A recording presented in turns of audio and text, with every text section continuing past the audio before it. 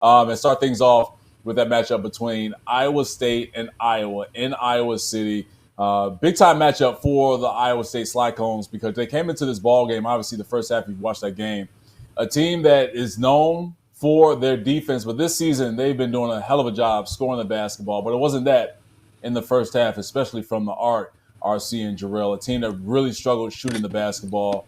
But Curtis Jones was a dude that really stepped up his game, and you saw him simmering and marinating a little bit, and then exploded in the second half, especially with his threes. Went 5 of 8 from three. In fact, the past couple of games, man, he's been shooting lights out. I mean, he's going 10 of 18 from three, well over 50%, 55% to be exact in that situation. So, RC, I'll start off with you with this Iowa State team coming into this ball game, third nationally. And you know, when it comes to these rivalries, man, you can throw out all the rankings, all the records, all of that stuff, because it's going to be a drag it out, physical, tuck your chain in, guard your grill type game. So, what did you see from Iowa State and also Iowa, who had the opportunities to really run away with this thing, but they were playing around? Man, you got to give credit to Iowa too. I mean, it's a rivalry game, and I hope they can consistently defend the way they did. I thought early the first half, and obviously midway through the second half, they were defending and competing. And we're accustomed to Iowa making threes and scoring the offensive end. I thought they were defending at a high rate, a high level against obviously a very good team in Iowa State. So credit to those guys. I thought they ran out of gas at the end, and Iowa State never panicked. They just stepped up. Guys made shots. I thought the game flipped when Freeman went to the line, and it was he had two, and they came away with an empty possession. And when he missed those two free throws, I just thought you can just see all the air let out of their balloon. They had a chance the next possession, and from that point on, I just thought they just it just ran out of gas. They couldn't give Iowa State credit, man. Defensively, they locked in, held Iowa without a field goal for almost 5 minutes there, late in the ball game, and that was it. But you got the sense that Iowa State was going to make a run. They were capable of it.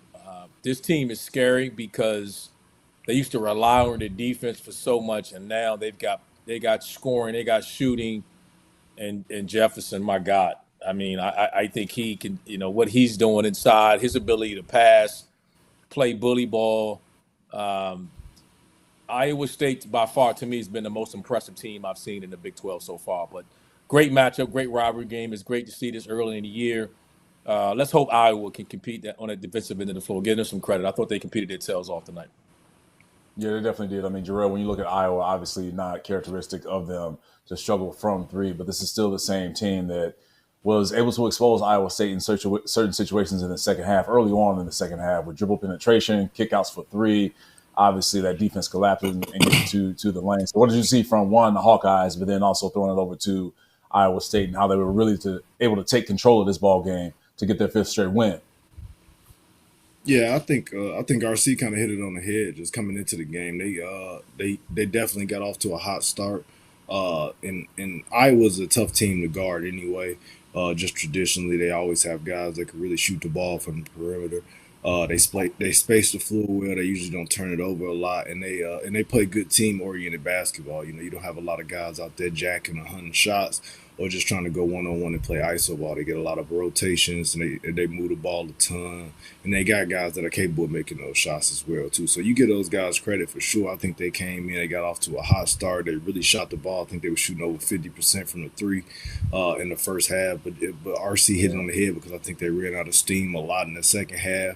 They seemed to couldn't get a big shot to fall when they needed it, especially as Iowa State was kind of walking them down. But I think the key for Iowa, just year in, year out, it's always going to be how they going to hold up against really physical teams, really tough teams. How are they going to be able to sustain that throughout 40 minutes of a game and continue to be able to make perimeter shots? That's the only thing that kind of worries me about them. It's just such a jump shooting team. It's just like, when those shots don't fall, they kind of got to find another answer. Tonight, I felt like they could have maybe threw it inside to Freeman a couple more times just to try to slow the game down and kill some of those runs. And Iowa State, on the other hand, just an impressive game again. They didn't have it going early in the first half.